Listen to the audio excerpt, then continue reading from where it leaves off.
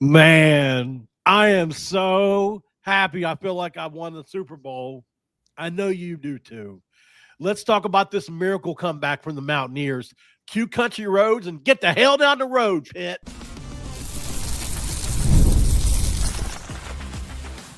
You are Locked On West Virginia, your daily podcast on the West Virginia Mountaineers, part of the Locked On Podcast Network, your team every day.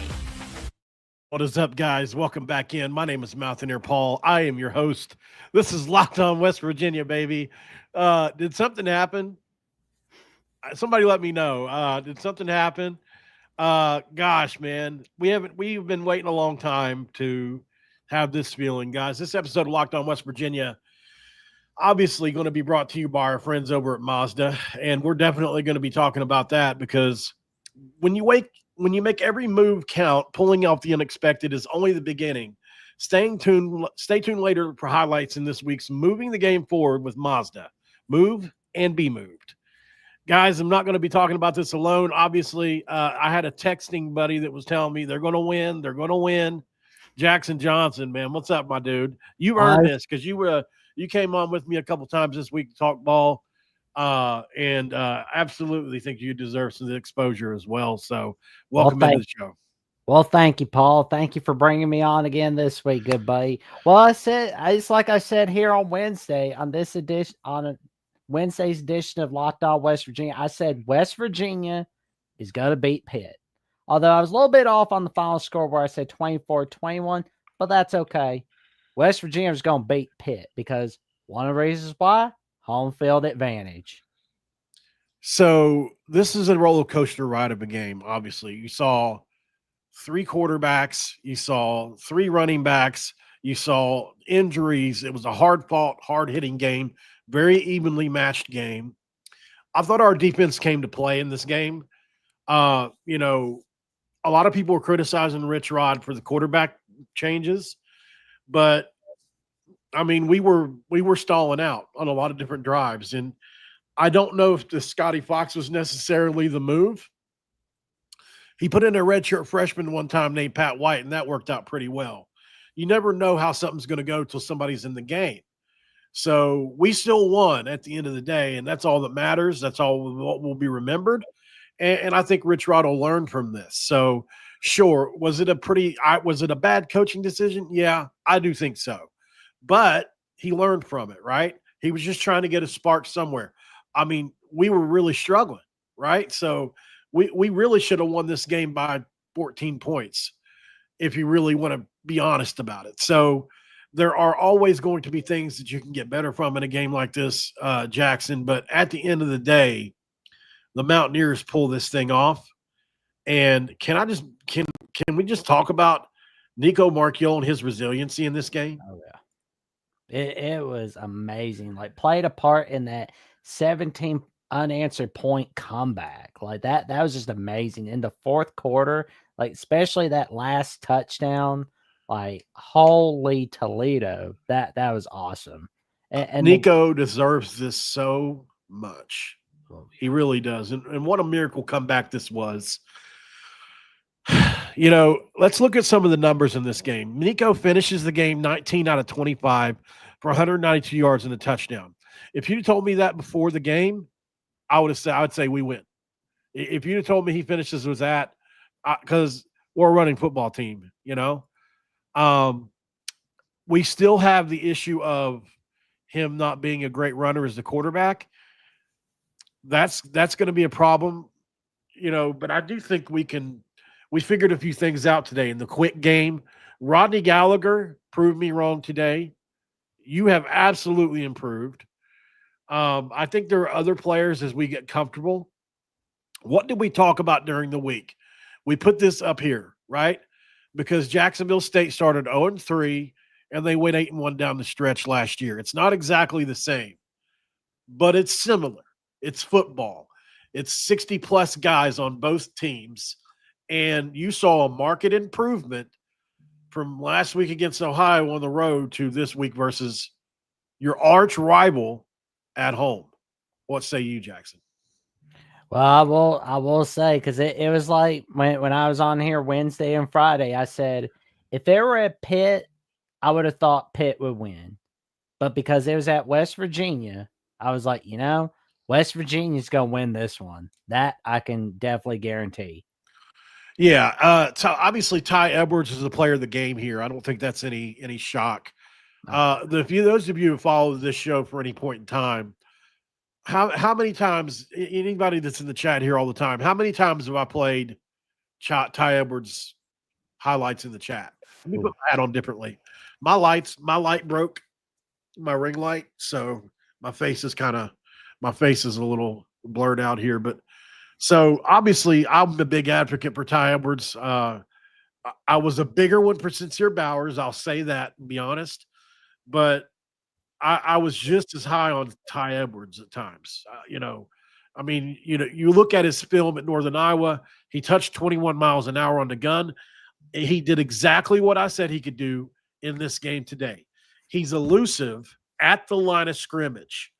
Whenever you need to make somebody miss, whenever you need to break a tackle, especially if you aren't blocking clean, like this offensive line has trouble with at times. Ty Edwards is a guy you can say, look, I'm going to hand you this thing. You might have to make Kyle Lewis an All-American miss. You might have to run through a defensive tackle's arms. Can you do that? And yes, he can.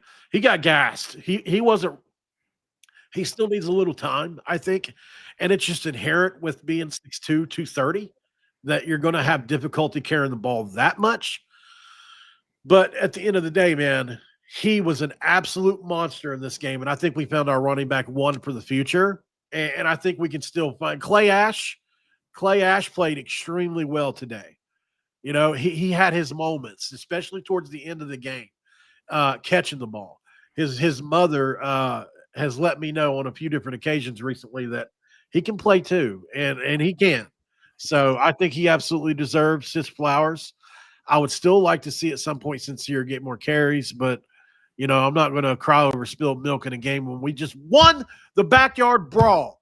Go home, Pitt. You're bragging rights for the next 3 years. Somebody find me a picture of Eli Holstein with his nose all bloody, please. Please, somebody. This is the only thing I got right now. When he was looking all over the sidelines like, what's going on after he threw that interception? And he's got the markings all over his nose and everything. Bye, Felicia. You guys are more talented. You're in year 11 of your coaching tenure. We're in year 1, and we're already tougher than you. We've got more guts than you. We got a better football team than you, and you can get the hell on down the road till 2029. We'll see you then, Narduzzi. Did you get hit with a battery on your way out? I wonder, because you definitely made it seem like this was a place to come that wasn't safe this week. That's all we heard from you guys was how unsafe you would be. I'm glad you were worried about the crowd and the loudness and the batteries flying and the beers flying, and then rather than the product on the field, maybe you would have put a better product on the field. You know what I mean? I don't care. Like, I'm all for Narduzzi and them getting beat down the road. So everybody in game day picking against West Virginia, no problem. That's all right. I mean, that's a blessing in disguise. If everybody in game day is picking against you, that's usually a blessing in disguise. That's right. We did prove them wrong today. I bet Pat McAfee is happy as a lark right now, as my dad used to say. Let's look at a couple other things in here. Rodney Gallagher, 7 catches for 61 yards. That was nice. Eli Holstein did have 300 passing yards in this game, but it felt like it didn't seem very impactful to me. It was like 2 or 3 plays that we can clean up, we can fix. Pitt's got talent. They've got talent at the receiver spots. They've got talent at the running back spot. Des Reed going out of this game was enormous. I don't know if we win this game if he stays in the game for all 4 quarters. Like, he might be worth 7 points.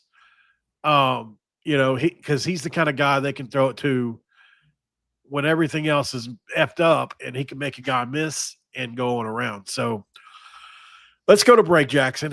We'll come back here in a second. And what we'll do next is we'll talk about this defense and Zach Alley. There's a lot to love about this defense. We're here to stay this year, I think, on defense. If we can get this offense to perform like this every week, we might have something here in Morgantown. We'll talk about that next. Stick around. And this episode of Locked On West Virginia going to be brought to you by our friends over at, of course, we're going to talk about our friends over at Mazda. Mazda. We love talking about Mazda on this one for sure.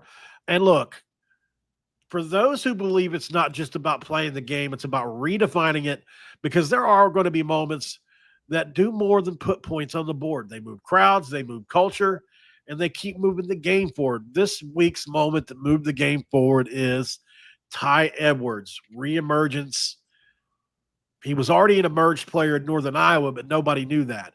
Now he comes to West Virginia in his first real time as an FBS football player at the Division I level, Power 4 level, whatever you want to call it. An amazing game for Ty Edwards. He deserves all his flowers. And I am so excited that he had a moment that defined the game. So, when you follow what moves you, the unexpected is only the beginning. And just like there's more to every highlight, there's more to every Mazda vehicle. So be like Mazda, move and be moved.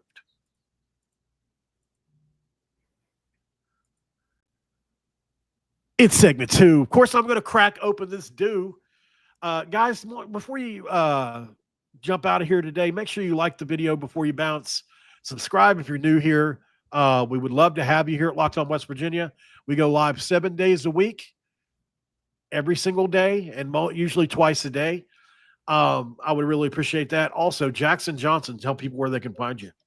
Well, they can find me on Alabama with the Voice of College Football, where I starred with Coach Smook and substitute co-host Alabama Richie for the Alabama-Wisconsin postgame live show today, where we covered our takeaways from the Alabama-Wisconsin matchup, where Alabama won 38-14.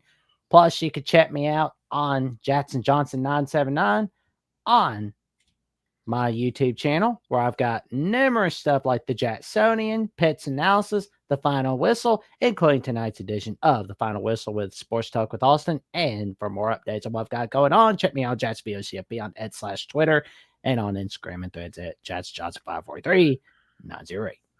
Okay. So if you didn't check, by the way, Ohio is only down 6-0 deep into the second quarter against Ohio State right now.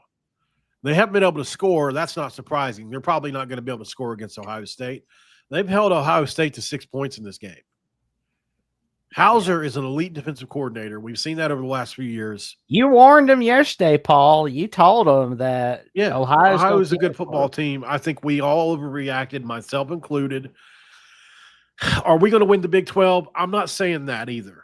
I'm just saying that this team still has a path to something special this year, bowl eligibility, something to look forward to. No, Rich Rod didn't forget to coach. I was talking to Drew Schiffino, former West Virginia basketball player, on Twitter about it. He was like, maybe Rich Rod's system don't work anymore. Like, these are the conclusions people were coming to because it kind of drug on here for a couple weeks. So we're in a good spot. I think we're going to have issues with some depth coming up. For sure, we're going to have some issues with, a couple injuries here and there. But this was a hard-fought victory. Kansas should be in a good spot next week to get a West Virginia team that could be in a letdown. We'll talk about that next week, though. If you look at the total yards, West Virginia outgained Pitt 434 to 349. If you'd have told me you're holding the Pitt to 350, I'll take that. Only 46 rushing yards. We told you guys earlier, right? It's all written down right here, right? Pitt averages less than 4 yards per rush on 50% of all their runs. That showed up today. They had a 49 pass block grade and a 38 run blocking grade versus West Virginia last year. That also showed up today. They had the 113th strength of schedule coming into this. That showed up today. They actually played somebody that was worth a shit and got their heads kicked in, right? So, our environment mattered today. We had a home crowd that absolutely affected this game. Multiple, at least 3 that I can remember, false starts in the red zone that moved Pitt back. Pitt left at least, what did they leave? At least 8-9 points on the board. I think they were in the red zone at least twice. So I think they kicked 2 field goals in this situation. So you subtract that from 14, obviously, and you've got 8, right? So I think they probably lost at least 8 points, which probably could have won them the game, right? If they would have converted those into touchdowns. West Virginia's defense really stepped up today, Jackson. Oh, yeah. I mean, like 14 penalties. Like, of course you're going to lose because of that. That is a bad way to lose right there. I mean, because it was like West Virginia was a little bit more disciplined than Pitt, and it showed today, especially with that comeback. 17 points unanswered. Yeah, what a comeback it was. West Virginia was disciplined, only 6 penalties. The 2 turnovers were thrown by a freshman quarterback. Yeah. You go 2 for 3 on 4th down. You go 5 for 17 on 3rd down. That's not going to be enough, but it's better than last week. And then you look at, obviously, the big one, 29 first downs. You needed overtime to get it. But like Rich Rod says, 29 or more or 25 or more, and you're probably going to win the game. And you hold Pitt to 16 total first downs for the game. That is excellent. You'll take that every single week, guys. So there is so much to love about this win. It was a tough, gritty win. Onward, I'll be honest. Like I thought we were going to lose after they went up 10. I'm going to be honest. I felt like we were going to lose once they went up 10. I didn't think our offense was equipped to come back from that. I was wrong, and I'm glad to be wrong.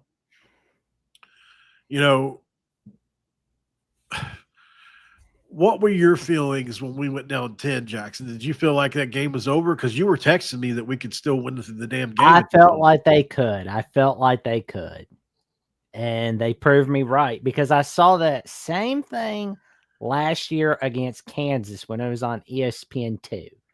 Although that was affected due to a weather delay, but it was like, if they could do that with a mediocre coach and Neil Brown, they can do it with a damn good head coach in Rich Rod. And I'm glad you bring that up. Guys, when you look around the field today, this team played hard. This team played gutsy. This team played on 100% strain on every single play that I paid attention to it on. Like, it's so antithetical to what Neil Brown did when he was at West Virginia, which just means the opposite. I just like to sound smart sometimes. Should have just said the opposite. Anyway, it's so opposite of what Neil Brown did. It's so refreshing. And this is a game that Neil Brown wouldn't have won. We saw it over and over and over again for 3 years. He lost this exact game last year. It's dawning on me now that we came back the same way they came back. It literally just flipped. They came back last year, 10 points in the 4th. Under 3 minutes to go, though. It was actually a better comeback. But we come back 10 points. An amazing performance. I think Nico found himself a little bit out there today. The quick game, I think he found a couple security blankets besides Cam Vaughn, because it felt like coming into today, up until today, it was Cam Vaughn on a hitch route. Maybe hit him deep or you're handing it to Jaheim White. Now you've got some options. You've got Rodney Gallagher that's popped out, right? I still think Jeff Weimer can be a good player. Even though he didn't show up in the stat sheet today, he was open on a few possessions. On a few. Oh, yeah. Excellent run blocking by the receivers. There were wide open lanes and holes and valleys down the sideline today on multiple different occasions. So there is a lot to like from this. There's also a lot to fix from this, which I'm sure Rich Rod will harp on. And the best part about this is the redemption of it all. We're going to talk about the redemption arc that deserves to be talked about. 18 years in the making right after the break. Oh, here we go. And this episode of Locked On West Virginia is going to be brought to you by our friends over at Drip drop. Of course, we're talking about drip drop on this one. And if you're trying to stay on top of your routine, whether that's workouts, long days at campus, or trying to stay focused on back-to-back classes, hydration is where it all starts. And that's where drip drop comes in. Well, they're on top of hydration. I notice everything works better. So just know that too, because drip drop is doctor developed, scientifically proven for fast hydration. It uses the perfect balance of sodium electrolytes and glucose to help your body absorb fluids quickly, delivering 3 times the electrolytes of half the sugar of the leading sports drink. I'll be honest, drip drop has become one of my go-tos, especially during hot days or whenever I'm out and about. And I know I'll be sweating around. I like to bring some drip drop with me.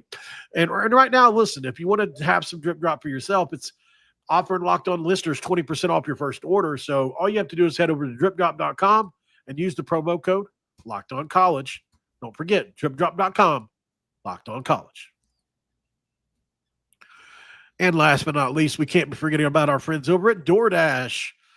All right, guys, it's that time. It's time to look back and crown this week's MVP, Who Delivered, powered by DoorDash. Just like you can win every Saturday with DoorDash streaks, saving more money every time you order. These players delivered when it mattered most. So let's break it down.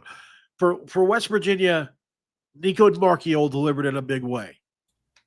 To lead this team back after being benched not once, but twice is the kind of gutsy that I think a lot of us only wish we were.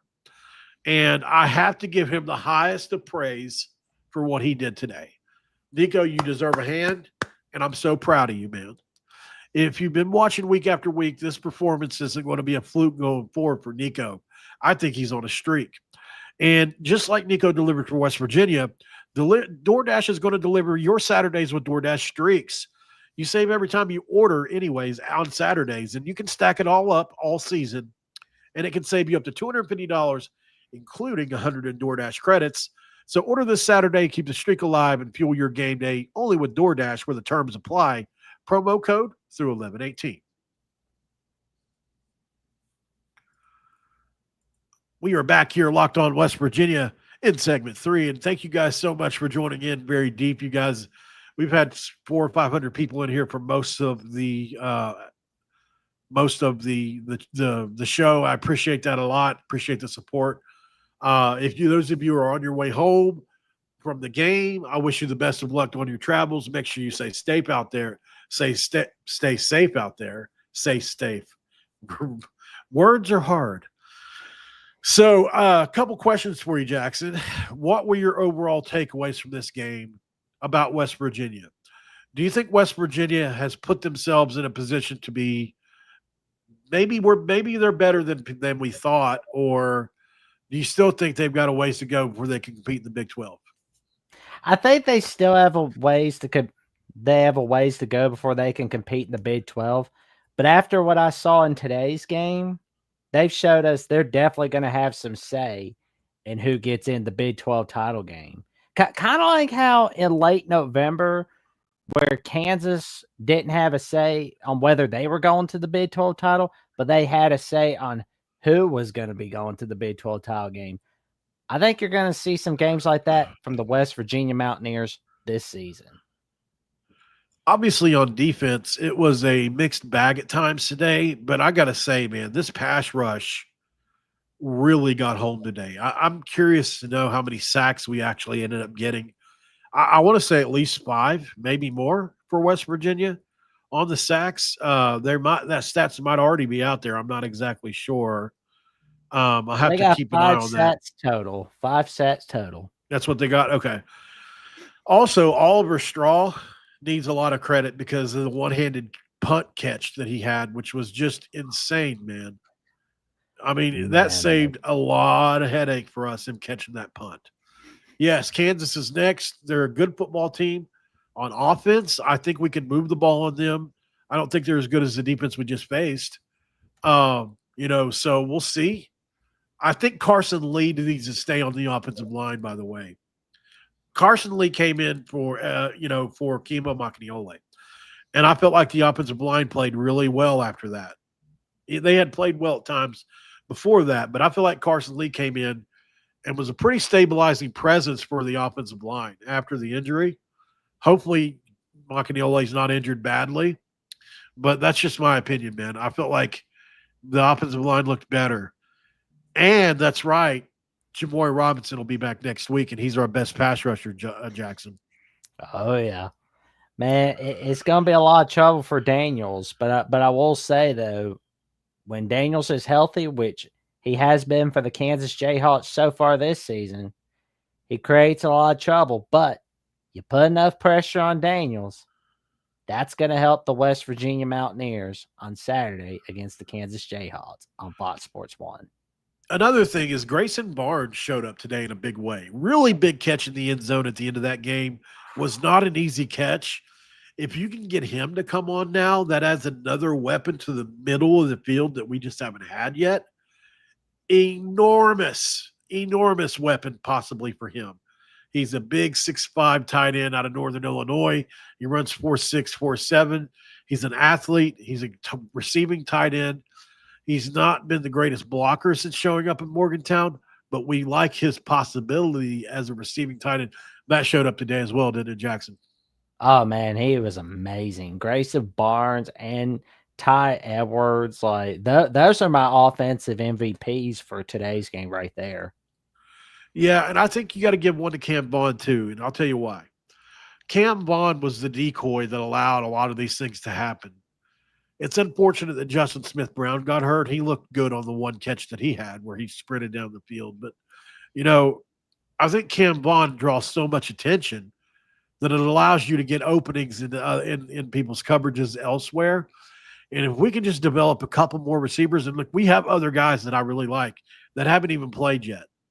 Honest to God, like we've got, on that Logan Ramper, I still think can be good. Jeff Weimer, I still think can be good. It's just going to take time to work those guys in. We'll see what happens with it. Obviously, Nico took a big step today. Sometimes you just got to do the damn thing with the team you're playing with for it to matter. Not for it to matter necessarily as much as you got to get the ball rolling somehow, right? Once it snowballs, you're in a good spot. Until then, you're trying to work through this stuff, right? So, okay, so give me your overall takeaway from this game, Jackson. Give me a beginning, a middle, and an end. What were your overall thoughts with it?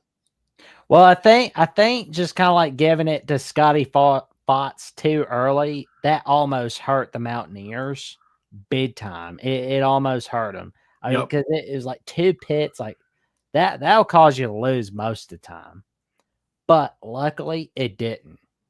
And where it was like back and forth, and then we saw Pitt gain that double-digit lead, and it looked a little bit like, oh, West Virginia can't come back, right? Well, right. Wrong, because there's always plenty of time in college football. That's right. And as a wise old man named the Swami, who's been working 46 years at ESPN, said, that's why they play the games. That's true. The West Virginia Mountaineers showed it in the fourth quarter. Yeah, I agree. The offensive line took a step today, guys. I told you guys last week that they fixed it. Is it perfect? No. Is it markedly improved? Just answer me that. I told you guys last week they felt good about what they'd done. I think that was proven to be right. Now, you put up 31 points. Mm-hmm. Oh, yeah. You put up 10 on Ohio last week. You can't stare me in the face and sit here and tell me that it didn't improve. It did. Magnificently improved. You think Ohio's got better players than Pitt on defense? No. Ohio might have a better overall team on defense, maybe. They've got Ohio State held to 13 in the first half going into halftime. That's pretty dang good. But, overall, like I said, this defense is going to get worn down if we don't start sustaining more drives. I think today was a good example of once we sustained a few times, gave our defense a rest, that last possession by Pitt in overtime, they had no shot, Jackson. No shot. No. Once we scored and went ahead, our defense had their ears pinned back. Man, That play on third down, man, that was huge. And another thing, we had a bunch of balls hit the ground today that we just didn't pick up. I'm imagining Zach Alley will be teaching off of that tape. Oh, he will. You know, guys, make sure you follow Jackson on his all his platforms, specifically the Jacksonian, which is his YouTube channel, separate from the Voice of College Football Alabama. Make sure you find him on all that, guys. Make sure you're subscribed here to Locked On West Virginia if you're new. And we will talk more on the next one, guys. What a win for the Mountaineers today. What a win for college football. What a win for Rich Rodriguez. And just what redemption. 13-9, screw you. We got bragging rights till 2029. And you can't do it no better than that. I've got a lot more to say, but I got to watch the game again, collect my thoughts, and I'll come back to you guys tomorrow with a lot more thoughts on this. We'll talk. I'm going to do a couple videos tomorrow. I'll see you guys then. Mountaineer Paul with Locked On West Virginia, your team every day. That's right. Q Country Roads, baby. Listen, it's another big moment for Locked On. College football fans. Locked On and Fire TV present College Football TV's Kickoff, your ultimate college football preview for the week. Drake Toll of Locked On Big 12 leads the conversation along two-time AP Coach of the Year, Gary Patterson, college football star Jesse Holley, and Locked On's local experts. It's a college football show that only Locked On can really do. And if you want to catch college football kickoff every week, every Thursday throughout the season, you can do that only on Fire TV. Guys, thank you for being here. I will see you on the next one. Like, subscribe, follow, share, the whole nine, and Q Country Roads.